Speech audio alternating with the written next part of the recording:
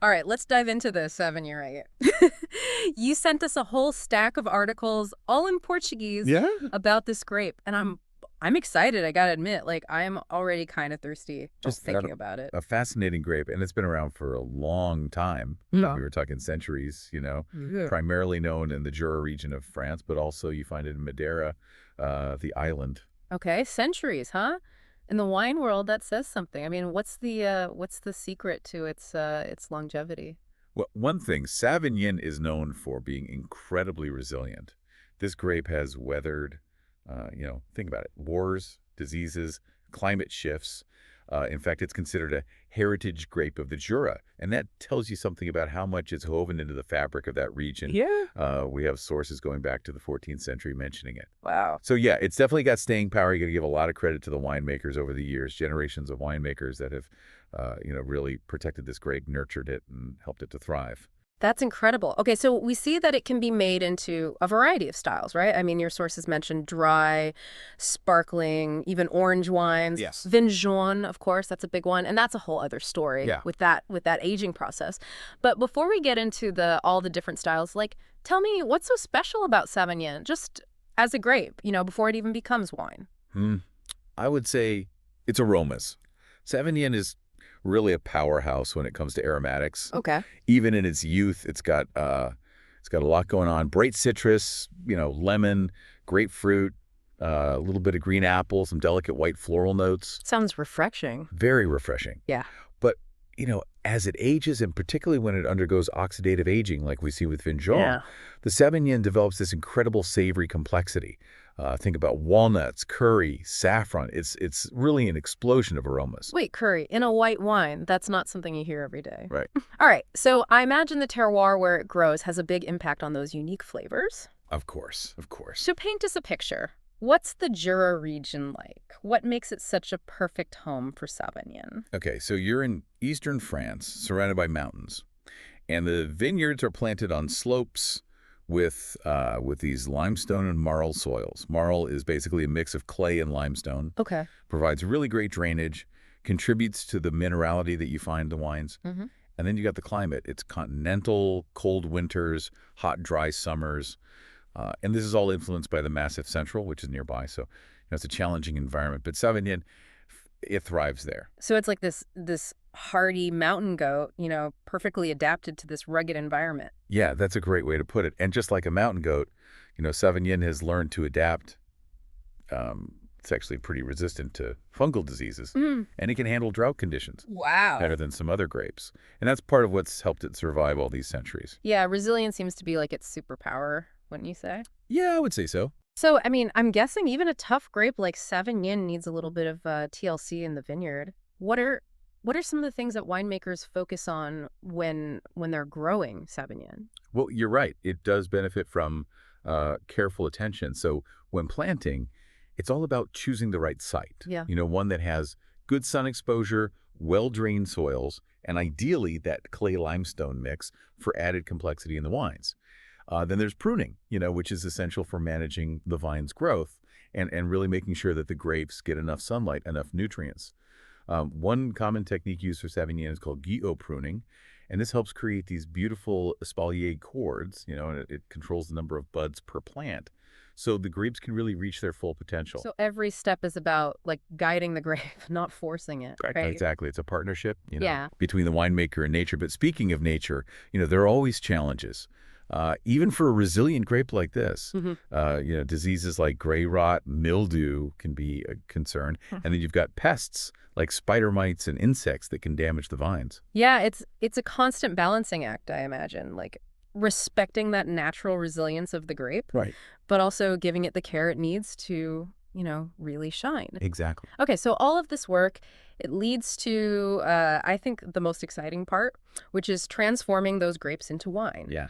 And we've talked a lot about Vin jaune, but, your sources also mention dry Sauvignon, sparkling, even carbonic maceration. Right. So where should we start our exploration of all these different styles?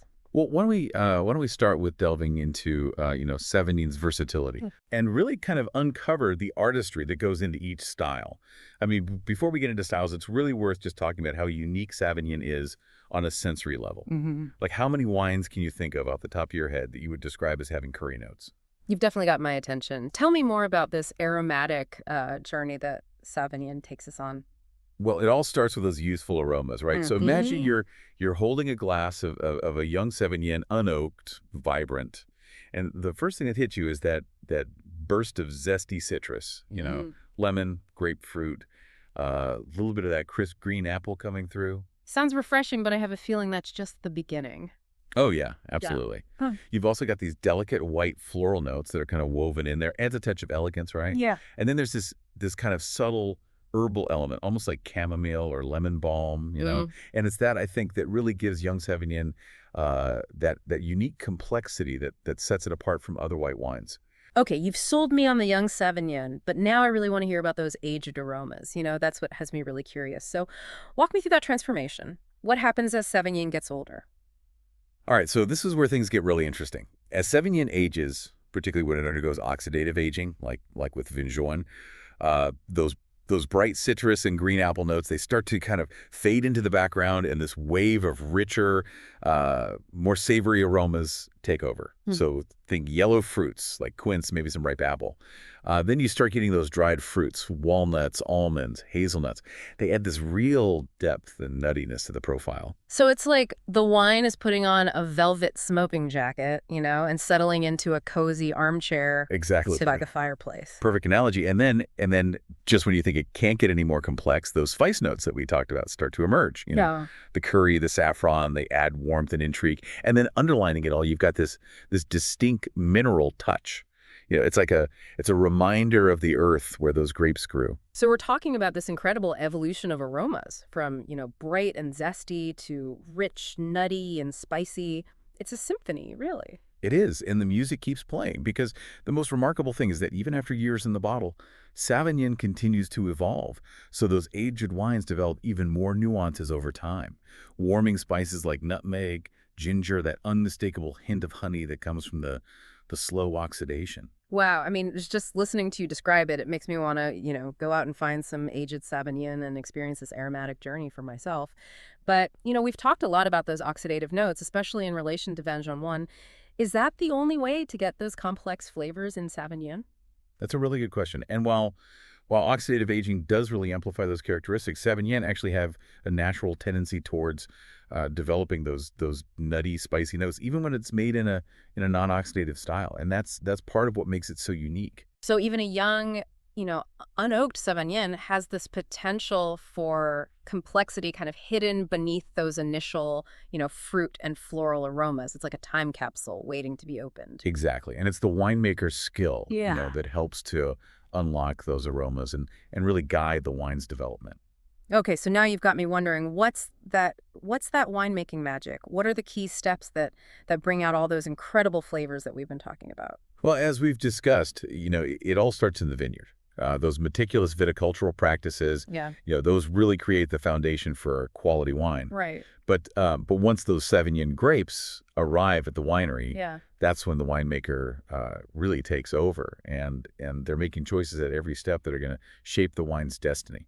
So let's start with Vinjan, since we've been teasing this unique aging process all along. Right. What happens before that legendary slumber under the Vela floor? Well, first you have fermentation, and for Vinchon, this is a slow, natural process. Often takes place in used oak barrels, which allows for some subtle layers of oak influence without overpowering the grape's inherent character. So no rushing things here. It's all about letting the wine kind of evolve at its own pace. Exactly. And once fermentation is complete, the wine is transferred to these special clavelin barrels, and those are these large 600-liter oak barrels that are really unique to the Jura, and they're only partially filled, leaving a space for air to interact with the wine. Ah, so that's where the oxidative aging really kicks in. Yeah. But I'm curious, how do winemakers make sure that the oxidation doesn't go too far? Well, that's where the voile comes in. It's also called the veil of flor. Right. As the wine ages in these partially filled barrels, a layer of indigenous yeast, unique to the Jura region, forms on the surface. So it's like a protective blanket, shielding the wine from too much oxygen exposure. That's a great way to think about it. So the voile, it allows for this slow, controlled amount of oxygen to interact with the wine, which would develops those, complex, nutty, spicy aromas that we associate with Vinjon. Hmm. But it also prevents the wine from becoming overly oxidized and losing its vibrancy. So it's this fascinating dance between the air and the wine, orchestrated by these tiny yeast cells. No wonder Vinjon is so special. Yeah, it's a very unique process for sure. And it's not just about Vinjon. Winemakers are finding really creative ways to express Sauvigny's personality in other styles too. So, Yeah. for example, with dry Sauvignon, some winemakers might choose to ferment and age the wine in stainless steel tanks, to preserve those fresh fruit and floral aromas and that vibrant acidity. So it's about capturing like the essence of the grape in its purest form. Right. But then others, might opt for oak aging, either new or neutral oak barrels, to add complexity and texture. And this can, even bring out some of those nutty and spicy notes, even in a non-oxidative style. So even within the, category of dry Sauvignon, there's a whole spectrum of styles to explore. Absolutely. And then, of course, you have sparkling Sauvignons, which bring a whole new dimension to the table. Oh, yeah. They're typically made using the traditional method, just like champagne, Mhm. with a secondary fermentation in the bottle to create those fine, persistent bubbles. It's the celebratory Sauvignon, right? Exactly. And Sauvignon's natural acidity really makes it an ideal grape for sparkling wine. The result is a sparkling wine that's not only refreshing, but it's also complex and often has this lovely minerality woven throughout. Okay, I can definitely see myself, popping a bottle of sparkling Sauvignon for a special occasion. Now, what about those carbonic maceration wines you mentioned? That's a bit more of a mystery to me. Yeah, so carbonic maceration, it's a technique that, it's become quite popular with certain red wines. Right. But it can also be used for whites, like Sauvignon. And basically, it involves fermenting whole grapes in a carbon dioxide-rich environment. And this gives the wine this unique, fruity, almost juicy character. So it's a way to really emphasize those bright fruit flavors. Exactly. And with Savagnin carbonic maceration, it results in a wine that's just incredibly light, fresh, easy to drink. It's a great way to kind of experience a different side of the grape. It sounds like Sauvignon is truly a chameleon of the wine world, capable of transforming itself depending on the winemaker's approach. Yeah, I think that's a great way to put it. And what's so exciting is that winemakers are constantly pushing boundaries. Yeah. They're experimenting, they're discovering new ways to express this grape's unique character. It's like a reminder that even with a grape that has, centuries of history, there's always room for innovation and discovery. Right, exactly. And speaking of discovery, I think it's time that we kind of broadened our horizons a little bit and explored how Savagnin is expressed in different parts of the world. We Mhm. focused a lot on the Jura, but your sources also mentioned Savagnin popping up in other regions, each with its own unique terroir and winemaking traditions. Yeah, let's pack our bags. Where are we headed on this global Sauvignon adventure? Well, let's start by hopping over to Alsace, another region in France where Savagnin has found a foothold.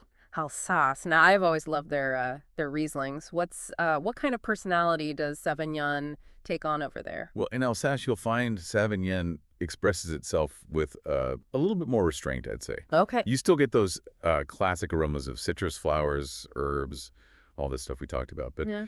the wines tend to be a bit drier, more linear, I think, than their Jura counterparts. It's amazing how a change in scenery can really bring out different sides of a grape, huh? I'm guessing the terroir has something to do with that. Oh, absolutely. Alsace has its own unique combination of soils, slightly warmer climate compared to the Jura, Yeah. and that definitely leaves its mark on the wines. And what's also interesting is that some producers in Alsace are experimenting with blending Savagnin with other Alsatian grapes, like Riesling and Gewürztraminer. Oh, a blend of Sauvignon and Gewürztraminer, huh? And that's a combination I'd love to I try. think you'd really enjoy it. It really Mm. shows Sauvignin's versatility. Yeah. And speaking of exploring different expressions, we can't forget about Savagnin's presence in Switzerland. There it goes by the name Haida. Haida. It sounds almost mythical. Yeah, it kind of is. Ida is primarily grown in in the high-altitude vineyards of the Valais region, nestled among the Swiss Alps. Imagine these vines clinging to these steep slopes, soaking up the sunshine. The wines they produce are really something special, intensely aromatic, bone dry, and with this incredible minerality that almost tastes like you're licking a mountain. You've painted quite a picture there. I'm Well, starting to think that Savagnin is like the ultimate grape explorer. It's made its way to all these different corners of the world, yeah, adapting to each unique environment. I couldn't agree more. It's a grape that embraces challenges, thrives on diversity, and I think it's a reminder to us as wine lovers to keep an open mind and explore beyond the familiar. Well, you've definitely inspired me to expand my wine horizons. So, as we wrap up this deep dive into the world of Sauvignon, what are some key takeaways you hope our listener will remember? Well, first and foremost, I hope they'll remember that Savagnin is a grape with a story to tell. It's a story of resilience, adaptability, and a deep connection to the places where it's grown. And that it's not just about one style of wine. Exactly. Whether you're drawn to the oxidative complexity of Vinjon, the refreshing vibrancy of a dry Savagnin, the celebratory sparkle of a traditional method sparkler, or the juicy fruitiness of a carbonic maceration, there's a Savagnin out there waiting to be discovered. So, to our listener, we encourage you to embark on your own Savagnin adventure. Seek out those unique bottles, savor those complex aromas, and let yourself be transported to those stunning vineyards where this remarkable grape has flourished for centuries. And remember, the world of Savagnin is constantly evolving. New producers are emerging, innovative techniques are being explored, and new expressions are waiting to be uncovered. So keep your palate open, your curiosity piqued, and your glass ready for the next chapter in this grape's remarkable story. Cheers to that. Until next time, happy exploring.